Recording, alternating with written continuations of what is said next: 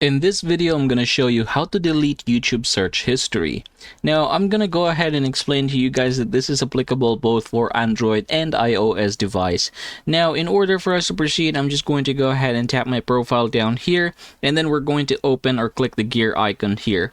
After doing so, you should see an option here. It says Manage All History. I want you to go ahead and click that over there. Now, you should be redirected here. What you're going to do is just click the delete button right here, and you have three options. So you can delete your search history today, you can choose to delete custom range, or you can go ahead and delete all time. So say for example, you're going to go ahead and delete all time.